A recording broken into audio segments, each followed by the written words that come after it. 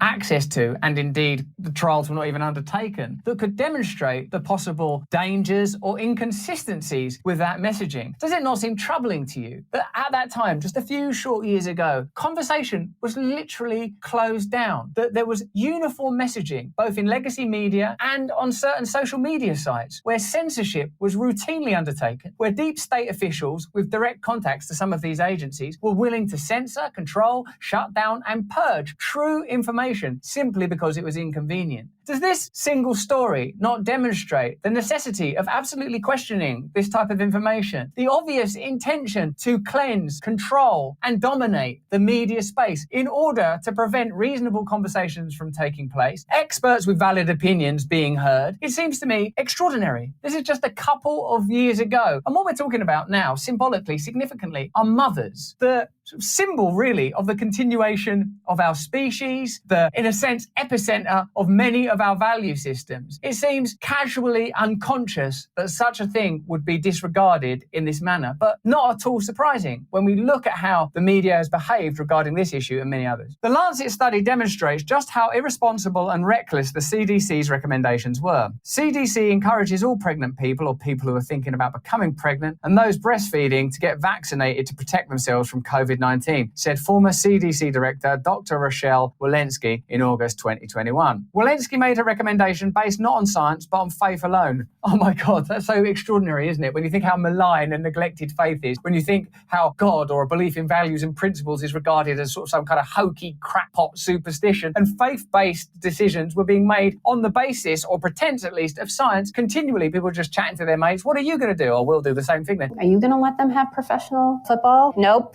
And she's like, okay, neither are we.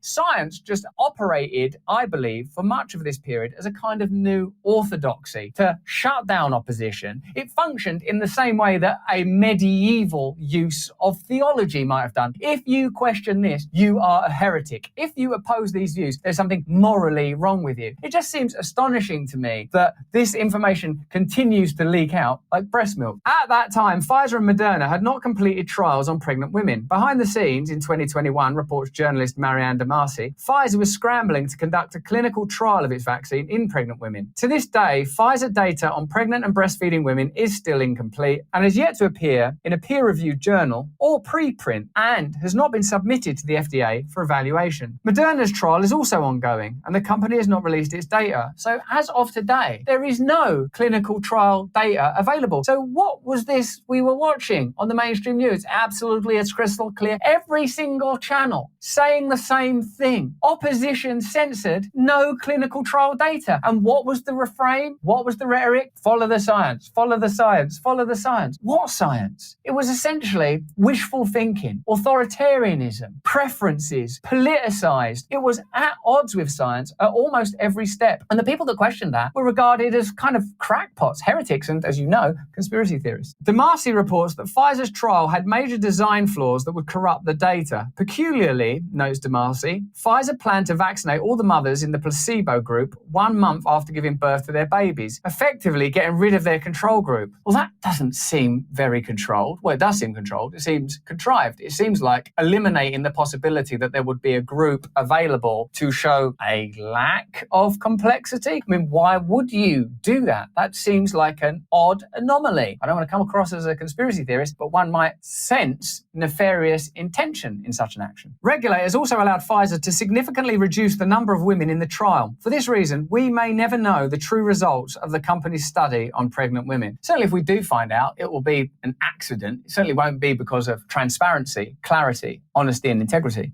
It will be freedom of information requests. It will be people knocking on the door, demanding, can we have access to that data? Oh, give us 75 years, will you? Also, we're not sure what happened to JFK yet, but this bullet sure got around. Proponents of vaccine mandates may argue that none of this matters because there have not been adverse events in breastfeeding children. But one of Pfizer's own post-marketing surveillance reports contradicts this assertion. Due to legal action, the FDA was forced to release the report last year. It showed that in 133 cases of breastfeeding babies tracked down by the company, 17 experienced clinical adverse events, and 3 of these events were reported to be serious. So that's some more information that challenges the legacy media narrative. Another Pfizer document released by the FDA under court order found that there were 215 cases of exposure via breast milk, maternal exposure during breastfeeding, reported to Pfizer's voluntary pharmacovigilance database. Of these, 41 infants experienced adverse events and 6 experienced serious adverse events. Rather troubling. Many may correctly point out that none of this data is complete or conclusive, but that is precisely the problem. Yes, it's difficult, isn't it? Because there is no precise or conclusive information being offered because conversation keeps being shut down. Dissenting voices keep being censored. Legitimate experts who are offering alternative views are being shut down, silenced, shadow banned, whatever resources are available. That does not inspire a great deal of confidence, does it? Let me know in the chat. Millions of women were compelled to get multiple doses of the mRNA vaccines under threat of losing their jobs, and in some cities like San Francisco, Los Angeles, Chicago, and New York City, being excluded from public life through vaccine passports. Other women who willingly got vaccinated were told they would have no effect on pregnancy and breastfeeding, but experts did not actually have the data to assert this was the case, and they still don't have it. Mandating pregnant and breastfeeding women to take an experimental medical product that had not completed clinical trials in their cohort undermined the bedrock principle of medical ethics, informed consent. The disregard for informed consent was not exclusive to mothers. It affected all women of childbearing age because regulators, doctors, and officials were equally dismissive of women's concerns about menstruation. In 2021, many women noticed changes in their menstrual cycles after getting vaccinated, but health experts claimed that vaccines were not responsible. In May 2021, Dr. Paula Hillard, a pediatric and adolescent gynecologist of Stanford Children's Health, told the San Francisco Chronicle that it was biologically impossible for the vaccine to impact menstrual cycles. The virus, she claimed, was far more likely to change women's cycles. I've noticed many times that coronavirus conveniently appears to offer up the symptoms and effects that a potentially malign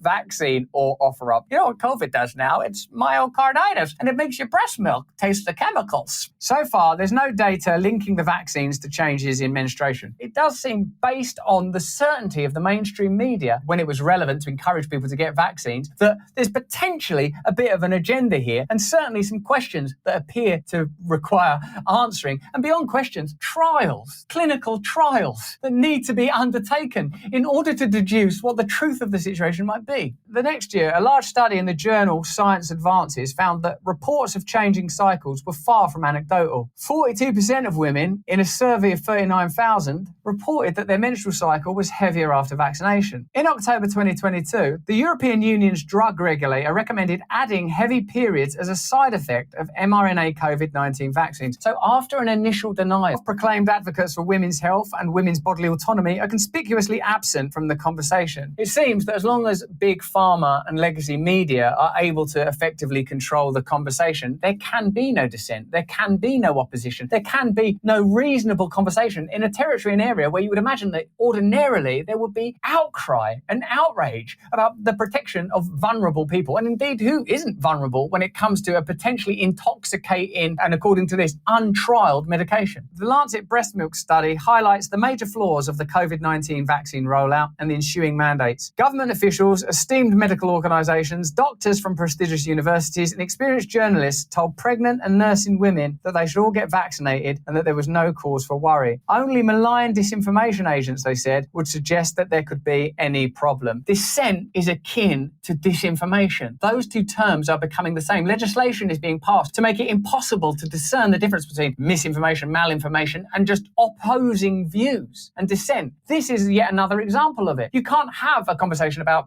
as we've seen earlier in the show, about Putin and whether or not Putin dabbled in previous elections. It's just passed off as a fact. Can't have a conversation about how we found ourselves supporting a proxy war between Russia and Ukraine and whether or not there were opportunities of peace that have been passed up. All of this is regarded as enabling or apologizing. And the same with this issue. There is no issue where that template won't be applied. If you dissent, you'll be shut down. If you oppose, you'll be ignored. And simple and obvious basic questions about whether or not there are reliable clinical trials will cause you to be called a conspiracy theorist when, under ordinary circumstances, a lack of clinical evidence to support breastfeeding mothers or be taking a medicine will be regarded as a significant piece of information. Let me know in the chat and the comments what you think of that. Consider becoming an awakened wonder, joining our community, get yourself a little bit of merchandise, join our movement. Become part of this. Leave the old world behind and recognize this is the moment for us to awaken together. Remember lockdown. Best of all, it was all based on scientific data, except it turns out that they were political decisions, not scientific decisions all along. Also in the US, a former FDA commissioner admitted that social distancing rules were made up, arbitrary. Hogwash. Here's the news? No, here's the effing news.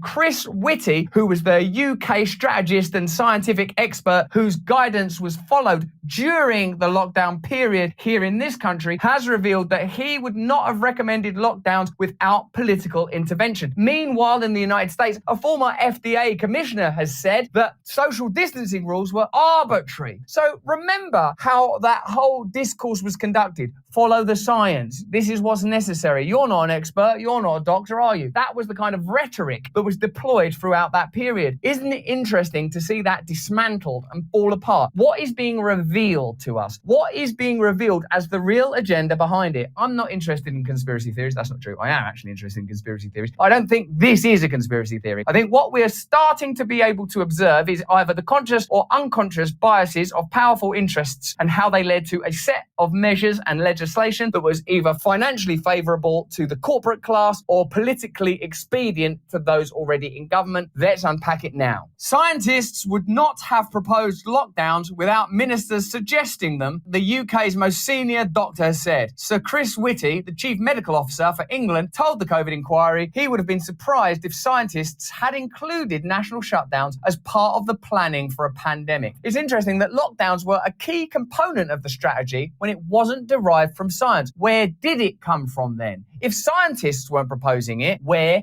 did it come from? We were all assumed that there was a reason, not an abstract reason, a scientific reason. And this was the one I thought it was. You can't go out because it will lead to the disease spreading more rapidly and killing more people. Therefore, are you willing to compromise and stay in your house? The answer of any sane person is yes, of course. I don't want people to die as a result of my actions. So yeah, I'm happy to stay indoors. Well, that wasn't ever scientific. So what was it then? Let me know in the comments what could have been the idea if it wasn't derived from science. If it doesn't come from science, where does it come from? Giving evidence on the 8th day of the inquiry, I suppose we should be grateful that there is an inquiry. Sir Chris said planning for such an extraordinarily major social intervention would not have occurred unless a minister had requested it. Not suggested, requested, asked for it. Sir Chris said that lockdowns were a leap of imagination. That's not what you want in government, is it? Okay, what are you doing now? I'm just using my imagination to leap around. You're not a poet. It's not Lewis Carroll. It's not Alice in Wonderland, is it? It's not Herman Melville. Wait a minute. What should we do? There's a national crisis. Well, I'm going to go firstly into my imagination. And once I'm in there, I'm going to start leaping and bounding like a poet rather than an administrator who's supposed to use taxpayer dollars or pounds in order to administrate favorably for the people that I was elected to serve. That's what they're meant to be doing, not leaping about in their imagination. He also claimed that a lack of radical thinking had hindered the country's planning for the pandemic. Of course, what this pertains to is the idea that potentially lockdown in some ways may have caused more deaths than they prevented, if not specifically related to the pandemic, then related to heart disease, people missing cancer treatments, people ending their own lives, the impact on mental health and addiction more broadly, diabetes, operations being missed, the list goes on and on and on. It's not a leap of the imagination, it's just someone reading a list of potential consequences that were apparently overlooked, but not for scientific reasons. That's been revealed. So what's the other reason? Tell me in the comments. He became the latest senior figure to admit that the UK had a long-standing bias in favour of influenza when it came to pandemic planning and admitted there should be a separate plan for other types of viruses. So that's a favourable way of looking at it, that whenever they're strategically looking at the idea of a pandemic, influenza is the template that they rely on, and in the event of an influenza-like virus, these measures will be useful. As Jordan Peterson says, never assume malfeasance when ineptitude will do. So perhaps these people that we're paying are just inept rather than malfeasant and didn't recognise that this is not influenza, it's not behaving like influenza, and measures that are required for influenza will not be successful in this instance. But But given that we know it wasn't scientific anyway, what else could it have been? Asked about some of the interventions used during the pandemic, Sir Chris said social measures such as quarantine and individual isolation were not new, and some went back to the Middle Ages. Could we maybe put leeches on their skin? And maybe some of these people are witches. So if they float, I think that means they are a witch. And if they sink to the bottom, they wasn't a witch. Wait a minute, they're already dead. Never mind, let's just do that anyway. You can't say that something was scientific and follow the science when the ideas come from the medieval days, when people didn't even understand stuff like germs and atoms. Your primitive intellect wouldn't understand alloys and compositions and things with molecular structures in the... We're following the science. What science? Well, this is my lucky chicken. And this stick I use to determine whether or not there's evil demons and stuff. Oh, that sounds pretty scientific. I know. It's my favorite one of my lucky demon sticks. However, he said that lockdown had not been considered in advance and that scientific committees would rarely plan the pandemic and the subsequent measures. Was China, as a very authoritarian, centralized state, tyrannical country, were able to go, use a lot of staying in your house, like, get out of Tiananmen Square, otherwise we're going to run you over type stuff. And we went, oh, should we do that then? But we're not meant to be like that, are we? Aren't we always claiming freedom, liberty? We're going to war with that country. Why? Well, they don't like liberty and freedom, and we love it, as you know. So when we see other people not doing it, we kill them, particularly if they've got, oil over there, or if we can sell some weapons off the back of it. But the main thing always has been liberty and freedom. But if at the first opportunity to bang people up in their houses when it's not scientifically necessary and there's no evidence to suggest it's something you should do and the ideas come from the Middle Ages, starts to challenge the whole model, doesn't it? Comments. I would have thought it would be very surprising without this being requested by a senior politician or similar, that a scientific committee would venture in between emergencies into that kind of extraordinarily major social intervention with huge economic and social impact ramifications. That's the dude that was in charge of the science now, saying something that 6 months ago would have basically made you Joe Rogan's schizophrenic cousin, high on horse paste. So let's say again, it would be very surprising, without being requested by a senior politician, so someone basically like the leader of a country, a president or a prime minister, the scientific committee, right, that means people that are just interested in data, would venture in between emergencies into that kind of extraordinarily major social intervention with huge economic and social impact ramifications. The very things that we were talking about. Go back and have a look. Go check the date. Go check our YouTube videos from that exact time and see what we're saying. You can rely on us. You can tell what we were saying then because it's on tape and it's on YouTube. Just about for now. Unless WHO guidelines, which YouTube use, means that it'll all be taken down, in which case, go to Rumble. It's very difficult for the committees to go beyond a certain level unless they are asked to do so externally. So they don't even have the authority or power. So what was always framed as scientific was always, in fact, political. Now, you have to ask yourself, what forces do you think determine political outcomes? Ask yourself some questions about this. How are political parties funded? Where do they get their money from? Is there such a thing as lobbying? Who benefits from this? Do people in Congress own stocks and shares in certain organizations that they themselves regulate? Ask yourselves those questions, and then with the answers, just come up with your own ideas. Sir Chris was asked about written evidence from Matt Hancock, the former health secretary, as to whether there was focus on worst case scenarios. He was the health minister at the time. He was one of the people that was in charge, a bit like not like our Fauci, but he was in a guiding, leading role during the period. He said that lockdown would not have worked against many previous outbreaks or pandemics such as HIV, swine flu, plague, and cholera, but was adopted around the world as countries struggled to stop COVID. It was kind of like a mass panic and a mass hysteria, and that's being kind about it, because many of you will point out, won't you, in the comments that they've planned for events such as these, Event 201, those things that happened in 2016 that gamed out this stuff. You'll probably be interested in what happened in those scenarios. But let's try our best to be kind and compassionate and say, well, everyone just sort of panicked and went into a hysteria. But all the while that the rhetoric was around science, shouldn't we have been saying, well, is this working and is this effective, and what's happening in countries where they're not doing it? We should have used the data to reach conclusions that had the maximum benefit, risk-benefit mitigation strategies incorporated, and then regulate on that basis. Comments? The inquiry also heard from Sir Patrick Vallance, the former chief scientific officer, who said he regrets how long it took papers from SAGE, that was the body that was coordinating the response, to be made public. Oh, are you surprised by how long it takes for information to be made public? The real problem's Donald Trump and his little box of secrets, isn't it? Whereas regularly, information is kept back. Why? To protect us? Or could there be some other reason the information is kept back? I think in principle, the science advice, unless it's national security related, should become public, he said, adding, the advice took longer than it should to be published. So now we know it's political, it's not scientific, and it was, if not censored, it was contained and kept back. What does that start to suggest? Professor Dame Sally Davis, who was Chief Medical Officer for England from 2011 to 2019 before Professor Sir Chris Whitty. Bloody hell, how many names is this guy got? Professor Sir Your Highness Chris Whitty. Yes? Do what we fucking tell you. Told the COVID inquiry that lockdown damaged a generation of children. People were saying that at the time, weren't they? Are you exhausted? Scientists from Johns Hopkins University and Lund University examined almost 20,000 studies on measures taken to protect populations against COVID across the world and said their findings showed that the draconian measures had a negligible impact on COVID mortality and were a policy failure of gigantic proportions.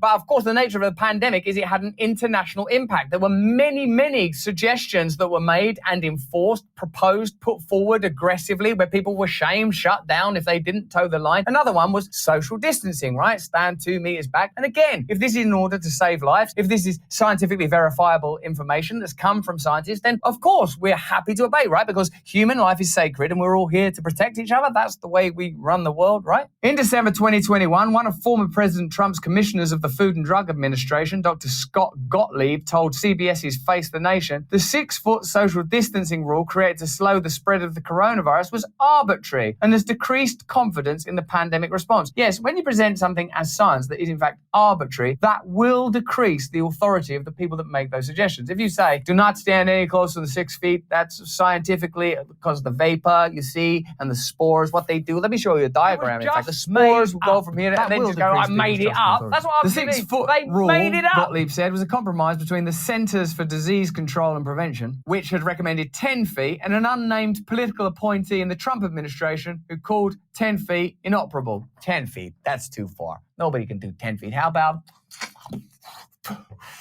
6? Yeah, I say 6. Both the 10-foot and 6-foot recommendations were unfounded, said Gottlieb. Even the 10 was made up. I reckon 10 feet. Why? I don't know. 10. 10 fingers, you know? 10 original states. 10. Who don't like 10 out of 10s? Lists of 10. 10. Yeah, but isn't this meant to be about science?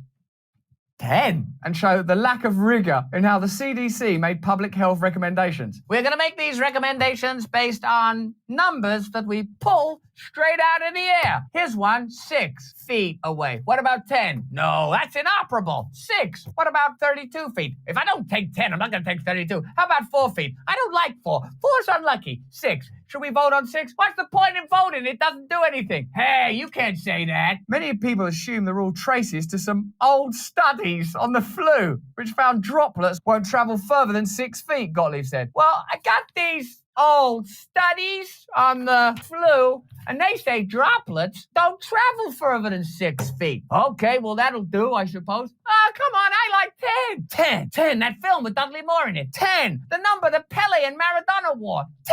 10! The 6-foot rule was probably the single costliest recommendation that the CDC made, Gottlieb said, because the whole thing feels arbitrary and not science-based, which lowers public confidence. Well, in our country, we're locking people in their house for the same reason. Feels like the sort of thing you might do. Superstition, medieval laws, old science papers. We were told this was science. Oh, these people are idiots. These various anti-vaxxers and these conspiracy theorists, nut jobs, they're not respecting science of numbers that we've made up and measures that we've gleaned from the medieval times. These idiots, these nut jobs, obviously ain't very patriotic, and they deserve everything. We should shame them. We should shame them. How dare you not believe in our hocus-pocus superstitions of made-up numbers? So there you are. As we continue to review the impact of the last 3 years, the general medical, psychological, ecological, economic impact of that time, we now have further evidence to suggest that the scientific experts did not have the authority that was claimed. In fact, many of these decisions were political, some of them were arbitrary, some of them were made up on the spot. The very kind of things that were leveled at like Canadian truckers and nurses who lost their job because of refusing to take certain medications, and people that were cynical and suspicious, and whole communities of minorities that are cherished when it's bloody convenient. They were cast out as nut jobs and voodoo practitioners, when in fact much of the science was simply stuff that was convenient and made up. The word arbitrary suggests that it was random, lucky. But could there be another objective and agenda? I'm not saying there is, because I like to base things on evidence and science.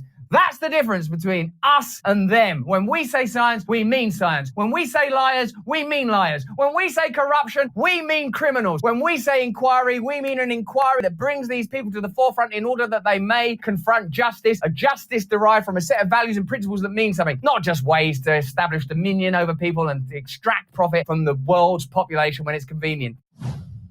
Well, I hope you enjoyed that journey from conspiracy theory to conspiracy fact. It's a journey that we undertook together as friends. I hope you're enjoying this weird new period at the beginning of the year. We got some fantastic content.